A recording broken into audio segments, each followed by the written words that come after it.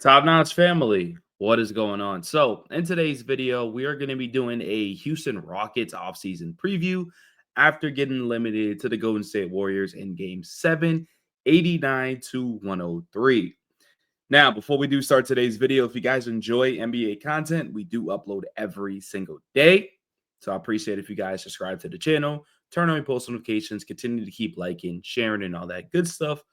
And also, let me know some creators you guys want me to collab with doing these off-season previews. Now, what we're going to first start off with is just how they started the season, their record, and pretty much all that good stuff, right? So the Houston Rockets, believe it or not, had a really good season, right? They were second in the Western Conference. They were 52 and 30. They had a 31 and 21 conference record. They were 29 and 12 at home, 23 and 17 away, 6 and 4 in their last 10. They did finish off the season losing the last 3.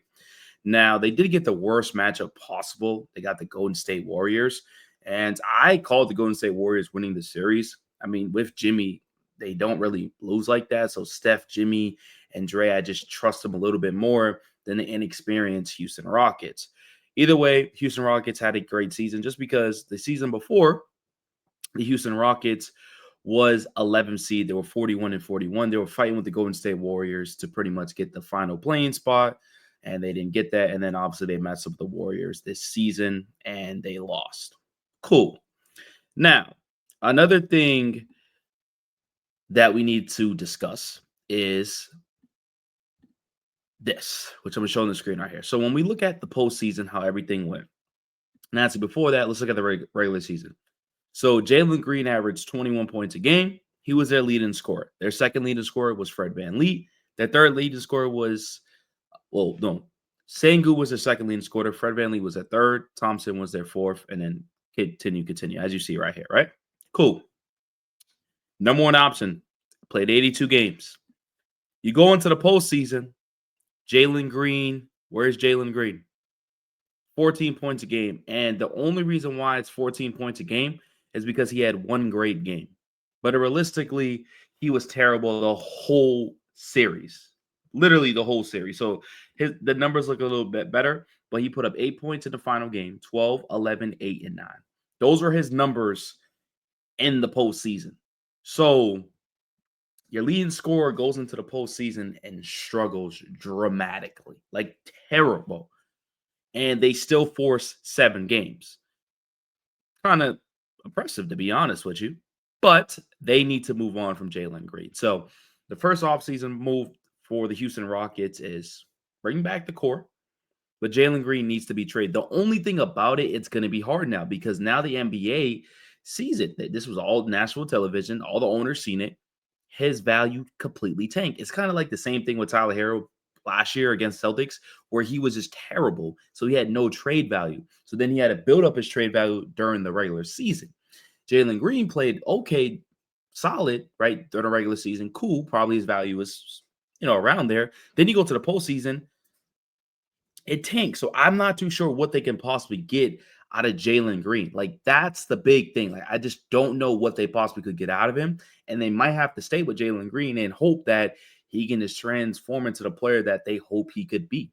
That's the only thing. I mean, Buddy Hield outplayed him in the series. Buddy Hield. Nothing against Buddy Hield, but Buddy Hield outplayed Jalen Green. So that's one of my concerns right there. So first thing, we got to figure out what we doing with Jalen Green. Now, what I will say is, though, Sengun, he answered all the questions that I really needed. I mean, averaging 20 and 12 against a great defender in Draymond Green, 5 assists, 2 steals, completely fine, right? Fred VanVleet, which we'll talk. I think the second option, not the second option, but the second plan that the Houston Rockets need to do is bring him back on a team-friendly deal. He was great for them. He is a veteran for them. Averaged 19 points a game, 3.7 rebounds, 4.7 assists. He was the reason why the series went to 7 because he stepped up his game. So try to get Jalen Green off this team, bring back Fred VanVleet on a friendly contract, right? The third thing that the Houston Rockets need to do, Mem Thompson needs to be in the gym every single day taking 5,000 shots. If he could shoot, the league is over. I'm telling you guys. He was oppressive in this series, especially going against one of the greats in Steph Curry. His defense is amazing, literally amazing. his offense, he still was putting up solid numbers throughout the playoffs without being able to really shoot like that. He averaged 14 points a game, 6.5 rebounds, and 3.3 assists while averaging 2 steals a game pretty much. Amazing. The Houston Rockets got a good one. I feel like he's one of those players that is absolutely untouchable. Simple as that. And I think the Houston Rockets will be back next year if they can do what I just said. Try to find a trade partner for Jalen Green, re-sign Fred VanVleet on a team-friendly deal, have Thompson shoot 5,000 threes, work on his shot in the offseason, and Sengun a little bit needs to work on his layups. He does miss a lot of layups around the rim. If he can just fix up his game a little bit, and so can Thompson, these players, this team is only going to get better. Now, obviously, there's more to it. They have their own free agents that, they need to re-sign or let go. So this is the Houston Rockets free agents. The big one, Steven Adams. Steven Adams was awesome for them, especially the double big lineup. He was great. Game 7, Kayvon Looney came in, played a factor. As you see, Fred VanVleet, Jayshawn Tate, Aaron Holiday, Jeff Green. Not much, but you need to control right here. Fred VanVleet and Steven Adams. These are the big guys. Now, if you want to bring back Jeff Green for the veteran experience and the locker room presence, I'm fine with that. But you need to make sure you secure these two guys for sure, because those will be major, major losses. Now, other things, of course, then the draft is, happening very, very soon. And so this is what they're rolling with. So they have the 9th and the 59th pick. They're going with the same lineup right here. Fred VanVleet, Jalen Green, Thompson, Dylan Brooks, and Sengun. And obviously because Steven Adams is a free agent, but I'm bringing him back and stuff like that. But we got to get him off this team. And then also, hopefully you get a developed Reed Shepherd. A lot of people haven't talked about him, but hopefully you get a player like, Reed Shepherd coming in, cracking the rotation. So this Houston Rockets team will be completely fine. Try to get Jalen Green out of here. What if Reed Shepherd could replace Jalen Green? That'll be interesting, right?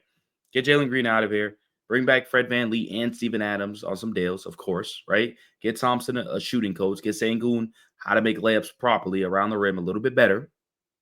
And then obviously you still got Jabari Smith. You still got Tari Eason. You still got Cam Whitmore that you could rely on. And if you don't really trust them, you could possibly package those players up with a draft pick to get a star player like a Kevin Durant, like a Giannis, or one of these players that will be available. Because like I said, what I've seen from the Rockets this postseason was they're almost there. They just need that number one guy. And so I'm fine with it, man. So this is a projected salary, the tax threshold, the first apron, the second apron, of course, and this is the mid-level exceptions and all that good stuff. Now, this is coming from Bobby Marks, so shout out to him. And then this is kind of his outlook, but roster, look at the same thing I kind of said. Are they going to keep their roster and hope they develop or hunt for a star? The Fred VanVleet team option, the rookie extensions with Jabari Smith and Tari Eason, free agent Steven Adams, the top 10 pick. They have 5 tradable first-round picks. They still got a great young core in Sengun, Green. Get Green out of here. But Thompson, Smith, Shepherd, Whitmore, and Eason. And then they got some big contracts. So that's kind of what this Rockets team is, working with. I think they're in a good position at the end of the day. So let me know in the comment sections, what do you guys think? What would you do if you're the Houston Rockets with Jalen Green? Because that's the big question. Can we trade him? Can we not? Does he have to get better? Like, does he just they hope he could get better and perform in the postseason? I'm pretty sure we'll find out very, very soon. But I'm telling you, if the Houston Rockets find a guy like Kevin Durant and they go out there with Fred VanVleet, Dylan Brooks, KD, Sengun, Adams, whatever it is, Thompson, that's going to be a very, very good team. But appreciate y'all. Love y'all. Hope y'all guys enjoyed the video.